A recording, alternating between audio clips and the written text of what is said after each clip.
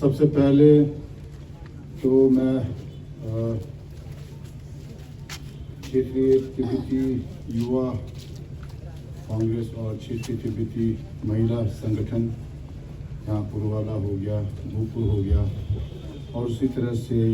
यहाँ के जो सेटलमेंट ऑफिसेज हैं और उसी तरह से स्तवन, कमरो, सारे क्षेत्र से जितने भी यहाँ पर हमारे तिब्बती बंधु और परम पावन दलाई लामा जी के अन्य अनुयायियाँ यहाँ पर पधारे हैं, सबको मैं एक तरह से धन्यवाद देना चाहूँगा, क्योंकि यह आज जो हम यहाँ पर उपस्थित है, शायद हम अगर पीछे मुड़ के देखें तो जब से हम निर्वासन में आए हैं तब से आज पहली बार इस तरह के कार्यक्रम को हमें आयोजन करने के लिए मजबूर होना पड़ा। ये हम किसी क्या कहते हैं एक खुशी या किसी एक उल्लास के आधार पर आयोजन नहीं कर रहे हैं। बड़े दुख और बड़ी दिल में क्षति पहुंची है, हमारे हृदय पे क्षति पहुंची है और उसे एक तरह से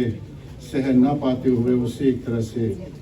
दुनिया के सामने उजागर करने के लिए हम ये कार्यक्रम आयोजन कर रहे हैं। इसलिए जो आयोजन करने वाले सभी को मैं पुनः धन्यवाद देना चाहूँगा।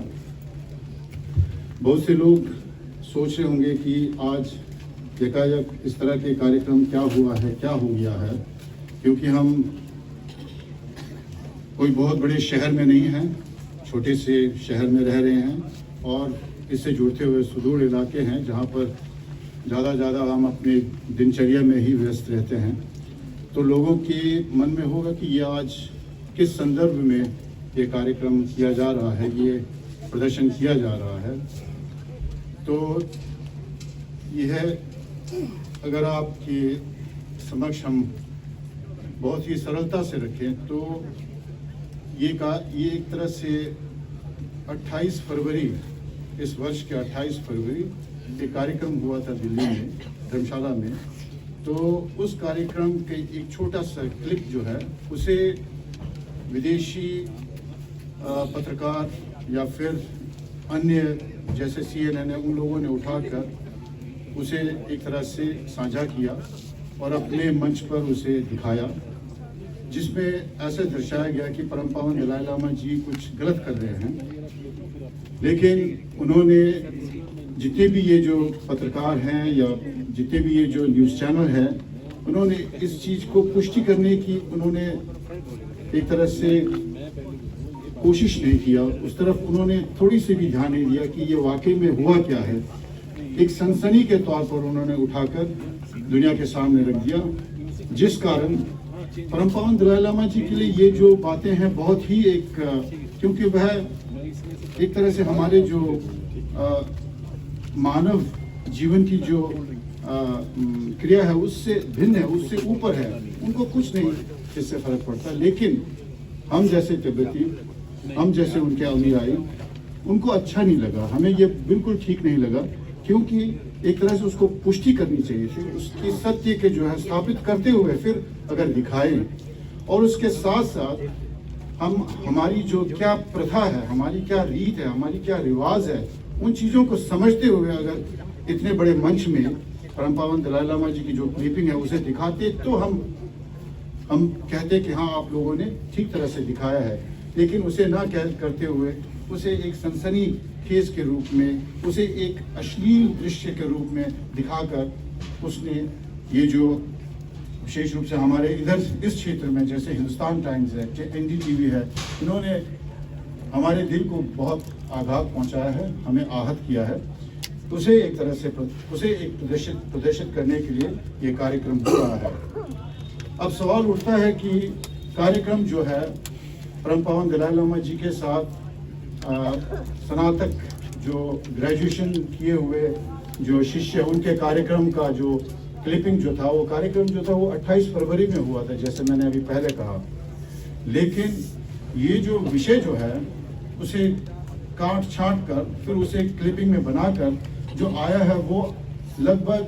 अप्रैल के पहले माह के, अप्रैल के जो 8 से लेकर 10 तारीख इसके बीच में निकला है, ऐसे मुझे बताया गया है। तो फिर उसके बाद उस दरमियान इसके बाद कई सालों ने इस विषय पर एक तरह से अध्ययन किया, ध्यान दिया, तो पता चला कि ये जो है इसका स्रोत जो है वो सीधा जाके चीन से निकलता है। तो एक तरह से चीनी प्रशासन ने परम पावन दलाई लामा जी के प्रति उनका एक तरह से रवैया रहा है, उनको जितने भी नीचे दिखा सके वो दिखाने का प्रयास करते रहे। अभी नहीं बल्कि जब से 1959 से हम यहाँ पर निवासन में आए तब से। लेकिन जिस तरह से उन्होंने जैसे ये शोध हमें पता चला, तो अब सवाल ये उठता है कि जितने भी जो यूट्यूबर कह लीजिए या सोशल मीडिया एक्टिविस्ट कह लीजिए या सोशल मीडिया मोंगल कह लीजिए या हंगर कह लीजिए, उन्होंने एक तरह से इसे दिखाकर उन्होंने चीनी प्रशासन के जो एक तरह से उद्देश्य था उसे पूर्ति करने का एक तरह से उन्होंने सहयोग दिया है। तो इसलिए आज की जो ये कार्यक्रम है उसके माध्यम से यहाँ पर है। उसी तरह पूरे भारतवर्ष में जहाँ जहाँ तिब्बती बंधुगण और तिब्बती परम पावन दलाई लामा जी के अनुयायी रह रहे हैं, वहाँ पर अपनी जो है रोष प्रकट कर रहे हैं शांतिपूर्ण ढंग से और एक नियम के अनुसार। उसी तरह अंतर्राष्ट्रीय जगत में भी, चाहे वो अमेरिका में हो, चाहे वो यूरोप में हो, हर जगह पर इस विषय को लेकर जितने भी परम पावन दलाई लामा जी के अनुयायी हैं वो अपने रोष प्रकट कर रहे हैं। हाल ही में आप लोगों ने ध्यान दिया होगा, लद्दाख लेह में काफ़ी बड़ा कार्यक्रम हुआ। उसी तरह से अरुणाचल में तवांग में काफ़ी बड़ा कार्यक्रम हुआ। इस तरह से पूरे भारतवर्ष में कार्यक्रम हुआ है। तो कहने की बात यह है कि जितने भी जो पत्रकार हैं, जितनी भी जो न्यूज़ चैनल हैं, जितनी भी जो अखबारें हैं, वह न्यूज़ दिखाना उनका धर्म है, उनका कर्तव्य है। लेकिन जब वो कोई भी न्यूज़ दिखाते हैं, उस न्यूज़ को वो सबसे पहले उसको सत्य स्थापित करें, उसकी पुष्टि करें, वो कोई सत्य के आधारित है या नहीं, ये सब पुष्टि करने के बाद ही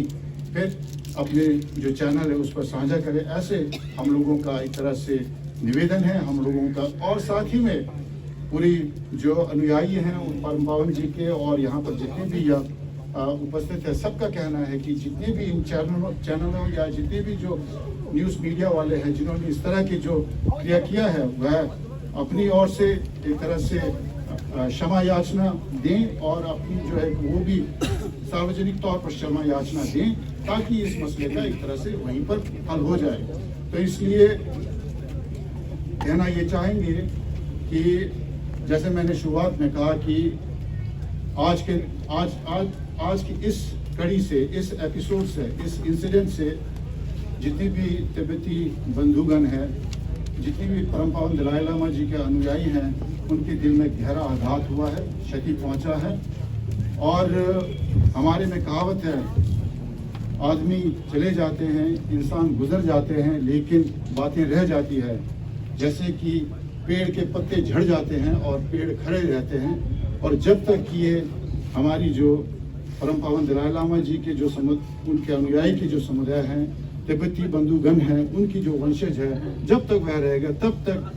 ये जो जिन लोगों ने ये करतूत की है, जिन न्यूज़ चैनलों ने ये करतूत की है, भले ही हम कोई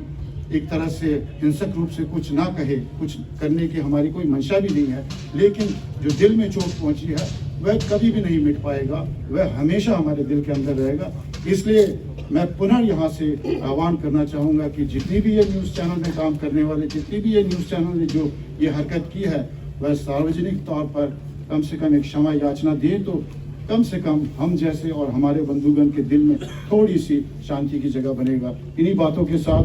पुनः मैं यह आयोजन समिति और आयोजकों को मैं धन्यवाद देता हूँ। बहुत बहुत नमस्कार।